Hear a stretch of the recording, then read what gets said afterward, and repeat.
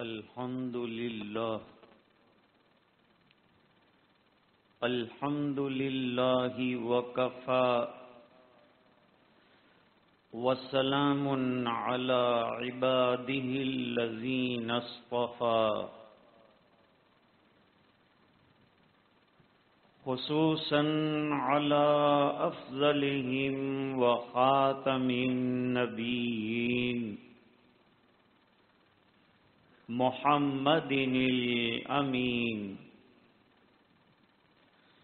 وعلى آله وصحبه أجمعين أما بعد أعوذ بالله من الشيطان الرجيم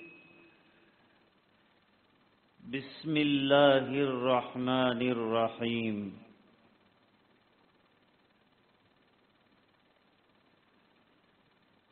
يا أيها الذين آمنوا اتقوا الله حق تقاته ولا تموتن إلا وأنتم مسلمون صدق الله العظيم اللهم صل على سيدنا محمد وعلى آل سيدنا محمد وبارك وسلم.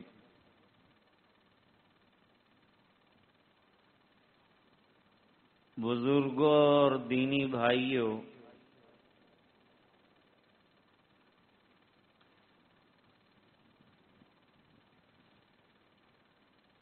آج ہمارے یہاں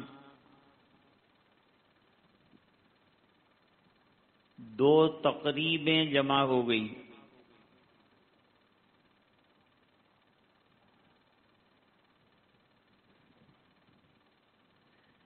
ایک تو تکمیل حفظ قرآن کریم جس کو مقدم کیا،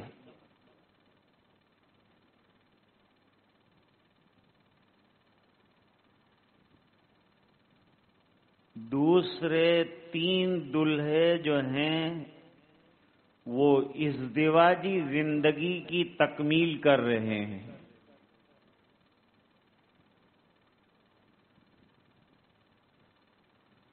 تو 2 چیزیں جمع ہوئی، قرآن کریم بھی جمع ہوا اور نکاح بھی آیا.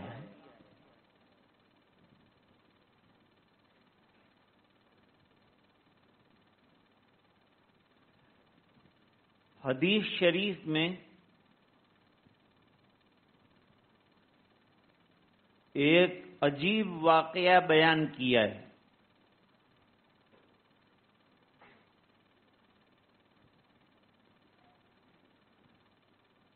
حضور پاک صلی اللہ علیہ وسلم کی مجلس لگی ہوئی تھی، صحابہ کرام بیٹھے ہوئے تھے.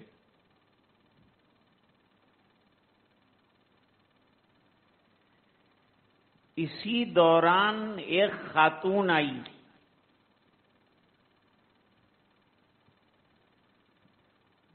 صحابیہ ہیں، ان کا نام ہے خولہ بنت حکیم.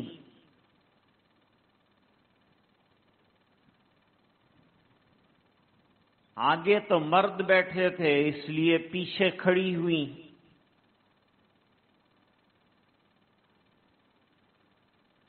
اور کھڑے ہو کر ایک عجیب و غریب درخواست کی حضور صلی اللہ علیہ وسلم سے.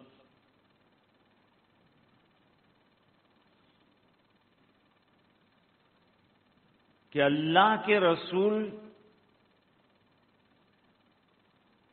میں اپنی ذات کو آپ کی خدمت کے لیے پیش کرنے کے واسطے آئی ہوں.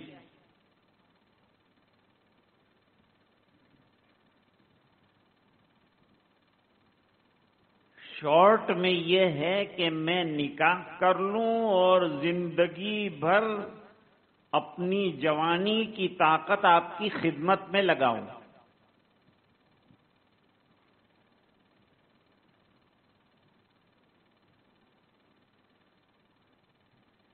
یہ تو حضور پاک صلی اللہ علیہ وسلم کو بدنام کرنے کے لیے ایک سے زیادہ آپ نے بیویاں رکھی تھی، اس کو اڑایا جا رہا ہے اور چلایا جا رہا ہے۔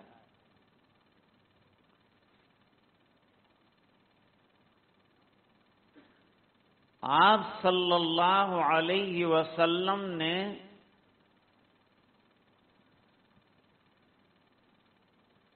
تریپن سال تک 2 مرتبہ کی بیوہ حضرت خدیجہ رضی اللہ تعالی عنہا کے ساتھ اپنا عین جوانی کا زمانہ گزارا ہے۔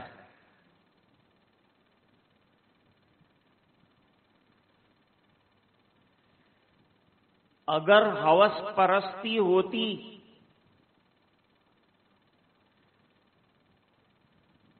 تو اتنے بڑے فرق کے ساتھ آپ نکاح ہی نہ کرتے، کوئی نئی دوشیزہ خوبصورت لڑکیاں کم نہیں تھیں وہاں، اور حضور کم خوبصورت بھی نہیں تھے۔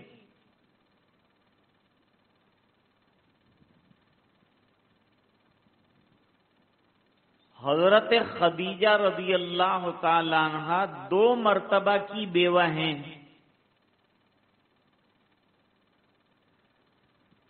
ان سے نکاح کیا ہے، 40 سال کی عمر تھی حضرت خدیجہ کی اور سرکار کی 25 سال کی۔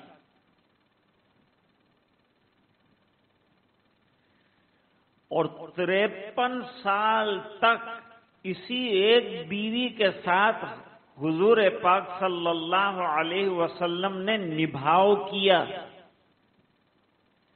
زیادہ تر اولاد بھی انہی سے پیدا ہوئی۔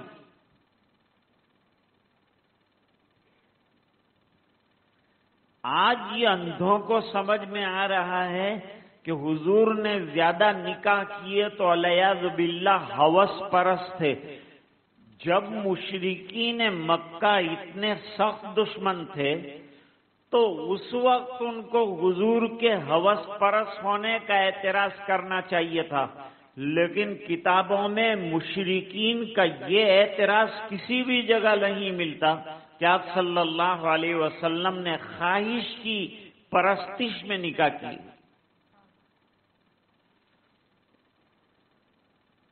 اس سے یہ معلوم ہوا کہ حضور پاک صلی اللہ علیہ وسلم کی زندگی نہایت پاکیزگی کے ساتھ گزری۔ کسی نے آپ کی پاکیزہ زندگی پر اعتراض نہیں کیا ہے، اور جو کیا ہے وہ 1400 سال کے بعد معاندین نے دشمنی میں آ کے کیا ہے۔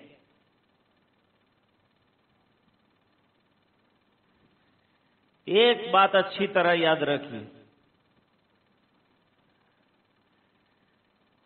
پوری عین جوانی کا زمانہ تو ایک ادھیڑ عمر کی عورت کے ساتھ حضور نے گزارا، شہوت پرستی کہیں نظر نہیں آتی۔ یہ عرصے میں بھی ایک عرصہ دراز تک غار حرا میں جا کے خلوت گزیں رہتے تھے گھر والوں کو چھوڑ کر۔ مشرکین نے آپ کی اس پاکیزہ زندگی پر انگلی نہیں اٹھائی۔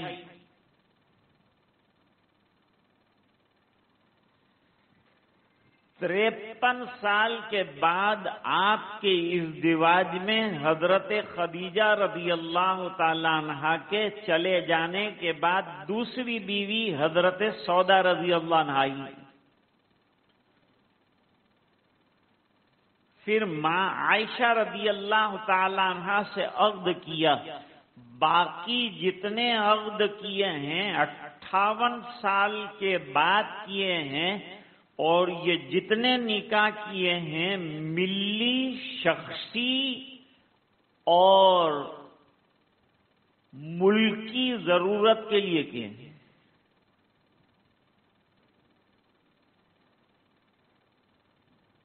جیسے حضرت ام حبیبہ رضی اللہ تعالی عنہا سے نکاح کیا، ام حبیبہ ابو سفیان جو مسلمانوں کے سخت دشمن تھے، ان کی بیٹی ہیں۔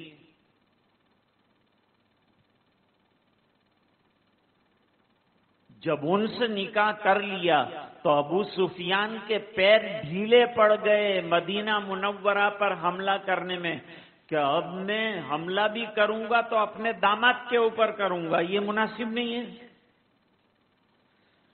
تو وہ حملے سے رک گئے اور ذرا سوچنے پر مجبور ہوئے اور اخیر میں ایمان لائے۔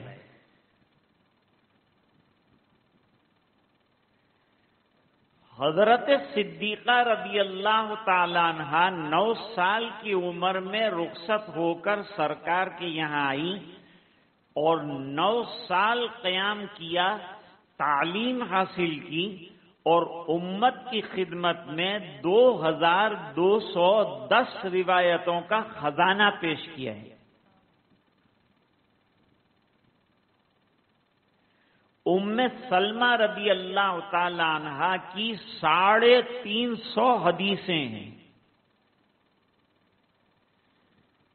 تو ازواج مطہرات اور امہات المومنین کے ذریعے سے تو کتنا فائدہ ہوا ہے، امت کی ماؤں کو بھی فائدہ ہوا ہے، ہم کو بھی فائدہ ہوا ہے۔ حضرت عائشہ پردے سے پڑھاتی تھیں، 67 سال تک پڑھایا ہے حضرت عائشہ رضی اللہ تعالی عنہا نے۔ 200 سے زیادہ شاگرد ہیں حضرت عائشہ رضی اللہ عنہ۔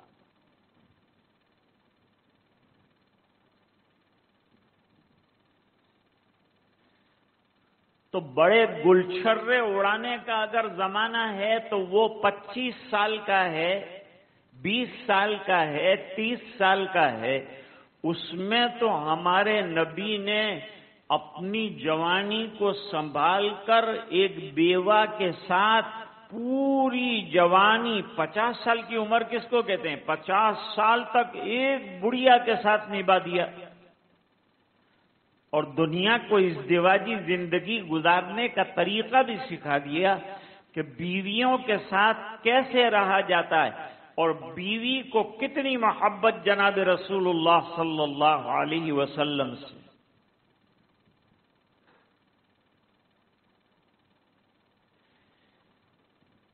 تو آج اسلام پر اعتراض کرنے کے لیے ایک سے زیادہ بیویاں رکھنا اسلام سے پہلے سے چلا آ رہا ہے۔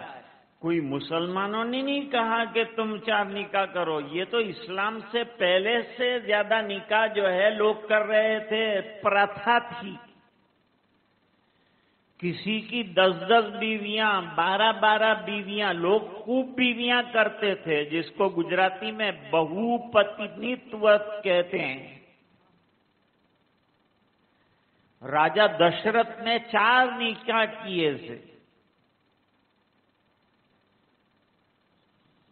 حضرت داؤد علیہ السلام کی کئی بیویاں تھیں،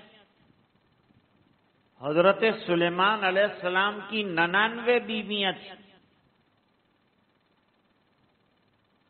یہ سب کتابوں میں لکھا ہے، اور پہلے زمانے میں زیادہ نکاح کرنے کا رواج تھا اور ایک مزاج بنا ہوا تھا۔ یہ تو جب دیکھا کہ زیادہ نکاح کر کے عورتوں کے حق ادا نہیں کرتے تو اسلام نے پابندی لگا کر وہ 20 اور 25 نکاح میں سے نکال کر ان کو 4 پہ لا کے ٹھہرایا۔ 20 کر رہے تھے تو 4 کہاں، 8 کر رہے تھے تو 4 کہاں، لمٹ باندھی۔ پہلے ان لمیٹڈ نکاح کر کے عورتوں کو باندیاں بنا کر ظلم کرتے تھے۔ اسلام نے آ کے عورت کے ساتھ انصاف کیا کہ 4 رکھو، وہ بھی انصاف کے ساتھ رکھو، اور اگر 4 کے ساتھ انصاف نہیں کر سکتے تو صرف 1 رکھو۔ یہ بہت تفصیلی موضوع ہے اور کرنٹ سچویشن میں چل رہا ہے، اس لیے میں نے اس کی وضاحت کی آپ کے سامنے۔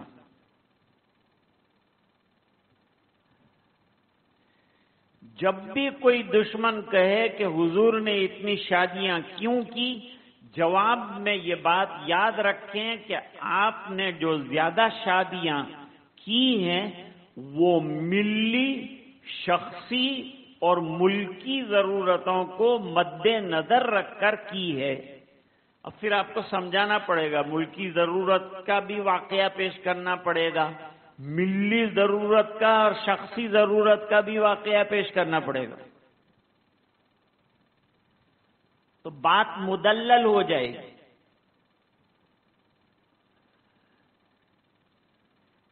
حضرت جویریہ قید ہو کر آئی،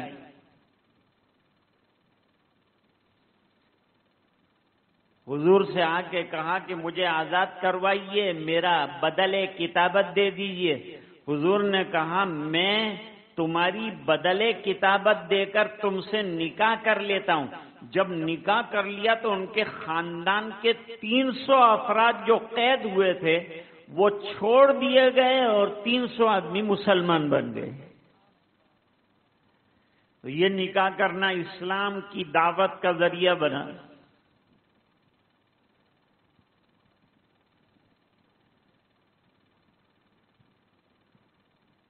تو خولہ بنت حکیم آئی، خدمت کے لیے حضور کے اپنے آپ کو پیش کیا۔ آپ صلی اللہ علیہ وسلم نے ایک نظر دیکھا اور پھر نظر جھکا لی، گویا آپ کا ارادہ نہیں ہے نکاح کرنے کا، آپ کو زیادہ نکاح کرنے کی اجازت ملی ہے، اس کی وجوہات ہیں، اور عام انسانوں کو 4 سے زیادہ نہ کرنے کا حکم دیا، اس میں حکمت ہے۔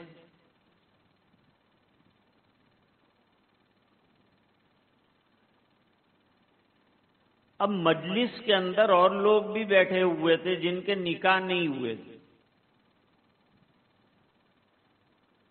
ان میں سے ایک صحابی کھڑے ہوئے کہ حضور جب معلوم ہوتا ہے سر جھکا لیا آپ نے تو آپ کا اس عورت کے ساتھ نکاح کرنے کا خیال نہیں ہے۔ حضور نے فرمایا جی میرا خیال نہیں، مجھے نکاح نہیں کرنا ہے۔ تو کہا پھر میرا نکاح کرا دیجیے۔ میرا نکاح نہیں ہوا ہے، میں بے نکاح ہوں، تو میرا نکاح کرا دیجیے۔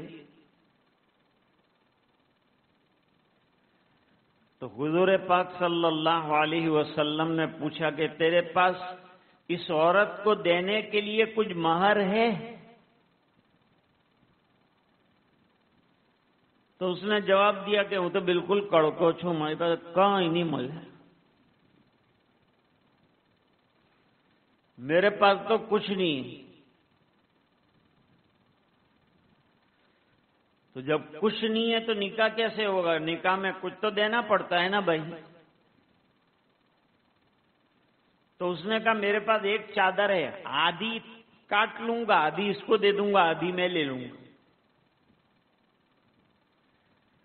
حضور نے فرمایا کہ چادر پورے جسم کے اوپر تیرے لپٹی ہوئی ہے، اب اگر آدھی کاٹ دے گا تو نہ تیرے کام کی رہے گی، نہ تیرے بیوی کے سطر کو ڈھانکنے میں کام آئے گی، تو یہ چادر بیکار چلی جائے گی، اس کو کاٹنا بیکار ہے۔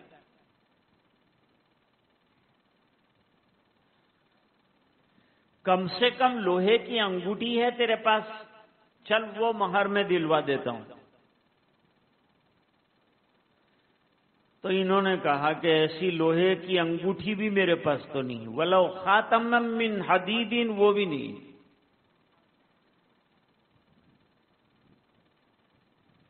ہمارے یہاں کوئی کسی کے یہاں لڑکی مانگنے جائے اور اپنے اتنے کڑکے پن کا اظہار کرے تو وہ چائے تو ٹھیک ہے لیکن پانی بھی مشکل سے پلائے گا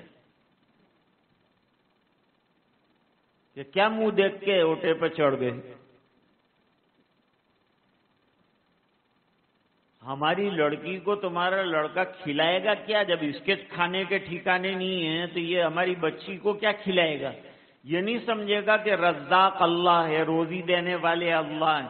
یہ جائے اور اللہ تعالیٰ کہیں اس کی برکت سے روزی میں برکت دے دے اور شوہر کو بھی روزی ملے اور بیوی کو بھی روزی ملے، اس میں کیا بون بعید ہے اور اللہ کی قدرت میں کیا شک ہے؟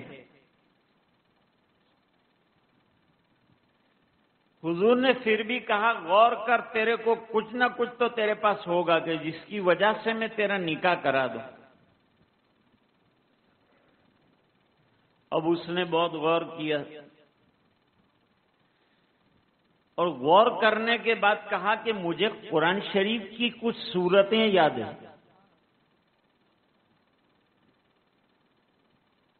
حضور نے کہا اللہ کا بندہ اتنی دیر سے بولتا نہیں ہے کہ تیرے پاس قرآن جیسی نعمت ہے؟ جیسے یہ بچے کو آج اللہ تعالیٰ نے قرآن کریم کی نعمت سے نواز دیا،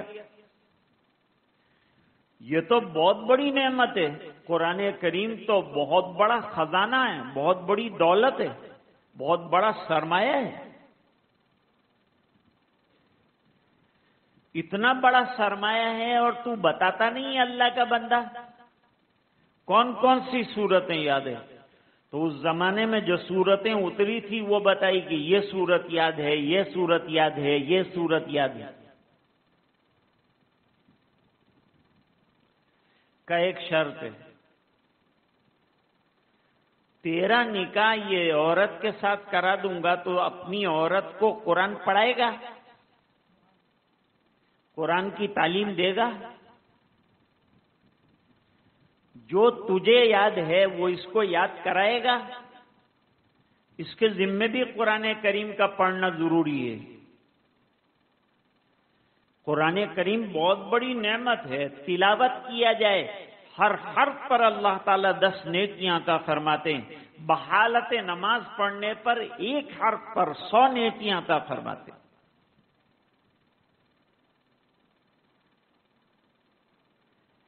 اسلام کے 4 شعائر ہیں بڑے،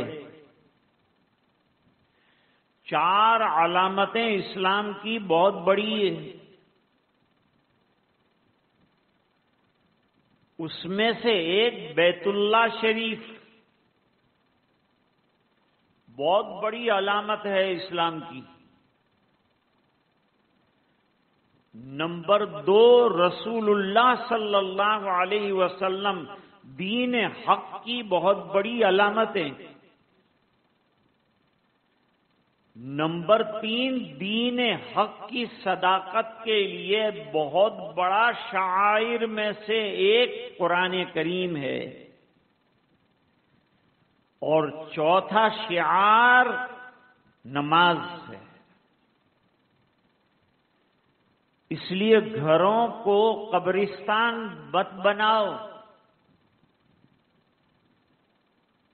جن کو اللہ نے قرآن کریم پڑھنے کی صلاحیت دی ہے وہ روزانہ گھر میں قرآن کریم کی تلاوت کریں، اور جو حضرات حافظ ہیں وہ ایک پارے سے کم تلاوت نہ کریں۔ تو حضور نے فرمایا تیرے پاس اتنا بڑا خزانہ ہے، اس خزانے کی بنیاد پر میں تیرا نکاح اس خولہ بنت حکیم کے ساتھ کر دیتا ہوں۔ تو قرآن والی نعمت پر نکاح ہوا ان کا۔ تو میں نے 2 چیزیں جمع کی، قرآن کی عظمت بھی آئی اور قرآن کریم کی برکت سے نکاح ہوا۔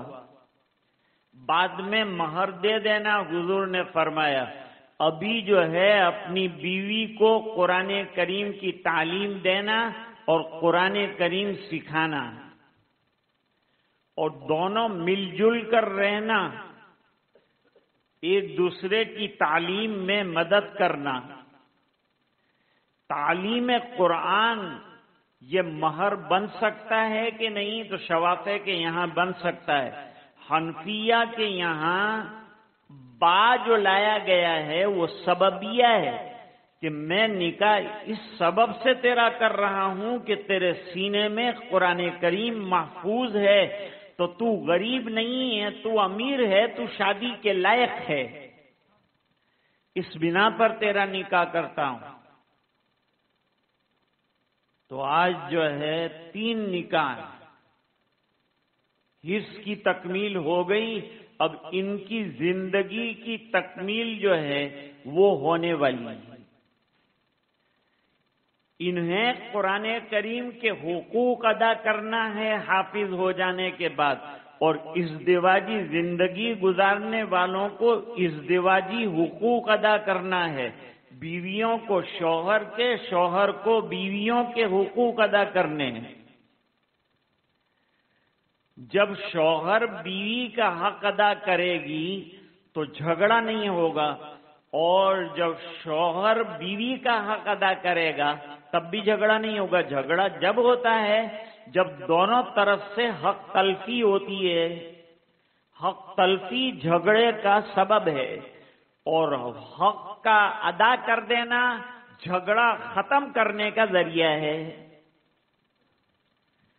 سرکار کے نکاح میں 9 بیویاں جمع ہوئیں، لیکن ایک بھی بیوی کو مارنے کی نوبت نہیں آئی، انگلی نہیں لگائی سرکار نے۔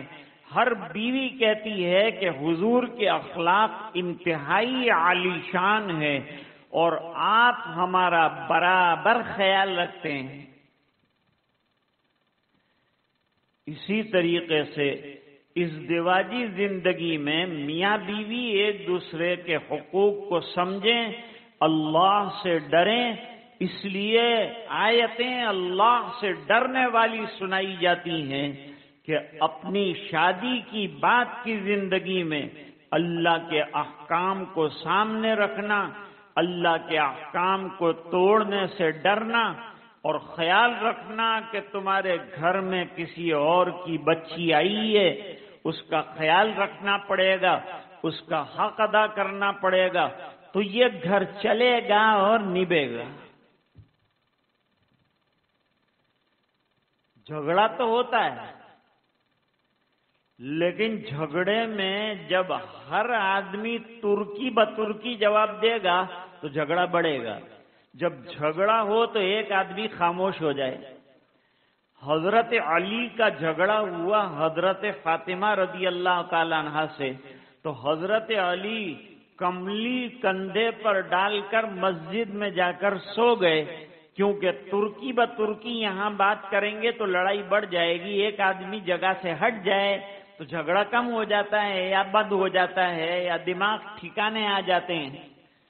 اگر دونوں طرف سے جوابوں کا سلسلہ چلتا رہا تو رشتہ ٹوٹنے کا خطرہ پیدا ہو جاتا ہے۔ آج کے ہونے والے نکاح مبارک ہوں، حفظ کی تکمیل اللہ مبارک فرمائے، ان کی ازدواجی زندگی کی تکمیل بھی اللہ مبارک فرمائے، باعث خیر و برکت بنائے، نیک اولاد کے آنے کا ذریعہ بنائے، ہر قسم کے خلفشار سے اللہ تعالی حفاظت فرمائے۔ حافظ صاحب کو تو میں نے تلقین کی ہے کہ آپ دور جاری رکھیں، اور نمازوں کے اندر، نفلوں کے اندر قرآن کریم زیادہ سے زیادہ پڑھیں، اس سے قرآن کریم یاد رہے گا۔ قرآن جتنی جلدی یاد ہوتا ہے اتنی جلدی بھولا بھی جا سکتا ہے، لہذا جن لوگوں نے اللہ کے فضل سے قرآن حفظ کیا ہے وہ لوگ نمازوں میں اور نوافل کے اندر چند رکوع روزانہ پڑھ کر قرآن مکمل کرنے کی کوشش کریں، اور یہ نعمت ہاتھ سے جانے نہ دیں۔ اور جن کو بیویاں ملی ہیں وہ حضرات بھی اپنی بیویوں کو سنبھالیں، آج کل بیویاں بہت جلدی بھاگ جاتی، لہذا ان کے ناز نخرے بھی تھوڑے برداشت کرنے پڑیں گے، اور ان کو حق بھی دینا پڑے گا، اور ان کو خوش رکھ کر گھر میں رکھنا پڑے گا، تو انشاءاللہ یہ ازدواجی زندگی کی گاڑی بہت اچھی رفتار سے چلے گی۔ اللہ تعالیٰ نکاحوں کو مبارک فرمائے، حفظ کو مبارک فرمائے، حافظ صاحب کے والدین کو مبارک فرمائے، ان کے اساتذہ کو نجات کا ذریعہ بنائے، اور اللہ تعالی ہونے والے نکاح مبارک فرمائے، باعث خیر و برکت بنائے، نیک ذریت کے آنے کا ذریعہ بنائے۔ وآخر دعوانا ان الحمد للہ رب العالمین.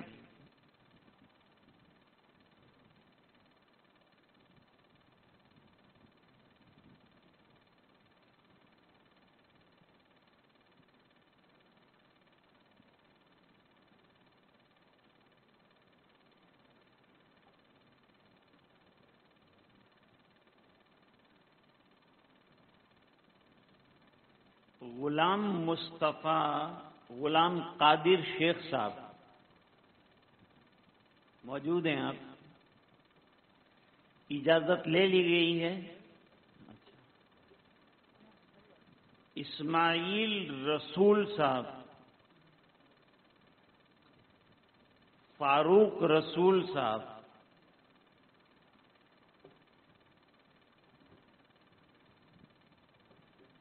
یوسف محمد ملک صاحب، مقصود ابراہیم ہاشم صاحب، فاروق حیدر ملک امیر صاحب، اجازت لی گئی.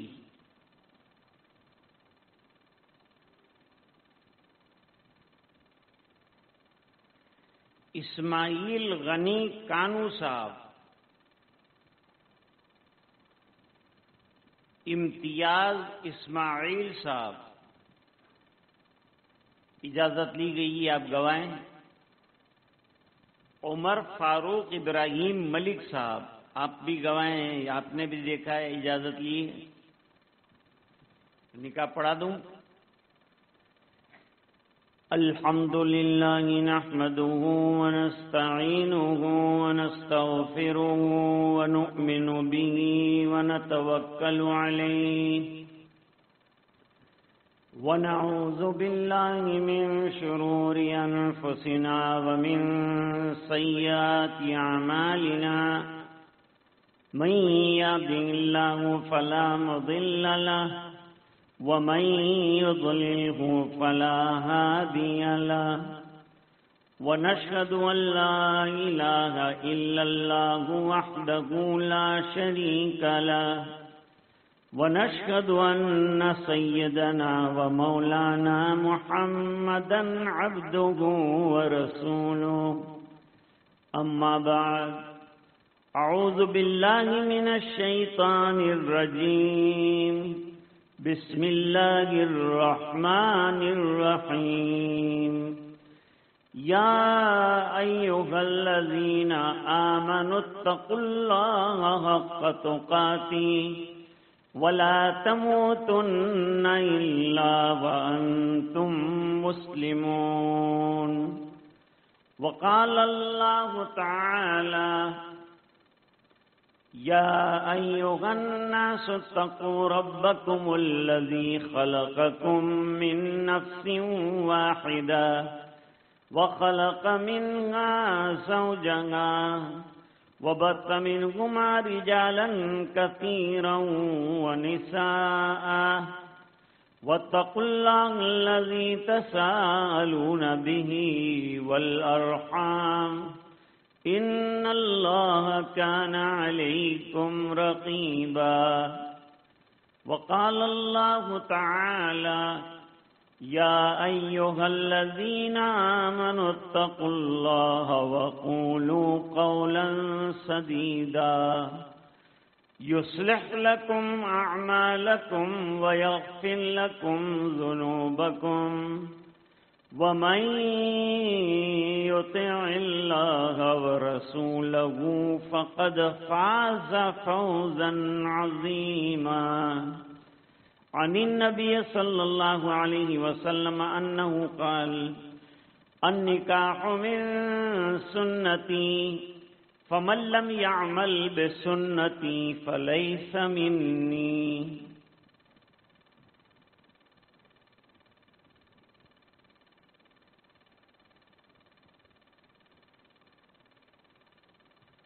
غلام مصطفیٰ صاحب،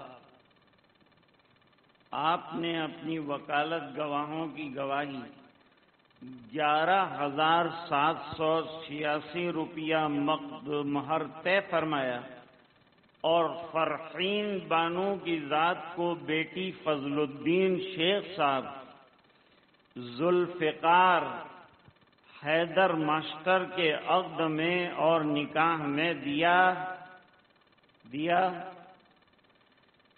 ذوالفقار صاحب آپ نے فرحین بانو بنت فضل الدین شیخ صاحب کی ذات کو اپنے نکاح میں قبول کیا؟ جی قبول کیا. زور سے بولیں، ڈرتے. جی قبول کیا.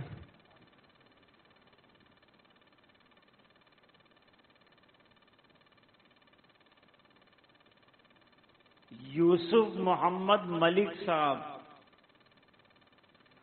آپ نے اپنی وکالت سے مقصود ابراہیم صاحب، فاروق حیدر ملک امیر صاحب، ان دونوں گواہوں کی گواہی سے حاضرین مجلس کی موجودگی میں 11,786 روپیہ نقد مہر طے فرمایا اور مشفقہ بنت یوسف ملک کی ذات کو اسحاق ابن عبد الغفار ملک کے عقد میں دیا. اچھا جناب اسحاق صاحب آپ سنیں. یوسف محمد ملک صاحب نے اپنی وکالت گواہوں کی گواہی مشفقہ بنت یوسف ملک کی ذات کو مذکور مہر کے عوض آپ کے عقد اور نکاح میں دیا. آپ نے انہیں اس طرح سے اپنے عقد میں اور نکاح میں قبول فرمایا؟ جی قبول فرمایا. بارک اللہ لک و بارک علیک وجمع بینکما فی خیر. اسماعیل غنی صاحب، آپ نے اپنی وکالت سے امتیاز اسماعیل صاحب، عمر فاروق صاحب، ان دونوں گواہوں کی گواہی سے 11,000 روپیہ نقد مہر طے فرمایا اور افرین بانو کی ذات کو بیٹی ابراہیم کانو صاحب کی صلاح الدین جو بیٹے ہیں یوسف سردار صاحب کے، ان کے عقد اور نکاح میں دیا. حضرت صلاح الدین صاحب آپ نے آفرین بانو کی ذات کو بنت ابراہیم کانو اپنے عقد کے لیے منظور کیا؟ جی کیا، قبول کیا. جزاکم اللہ تعالی خیر الجزا. کیا میں تم نے پڑھا دیا. ایک اعلان سنتے چلیں. حافظ ہونے والے طالب علم کے ولی محمد پہاڑ جی کی طرف سے کیک کا انتظام کیا ہے. تمام حضرات دعا کے بعد مسجد میں تشریف رکھیں اور اطمینان کے ساتھ اپنا کیک لے کر تشریف لے جائیں.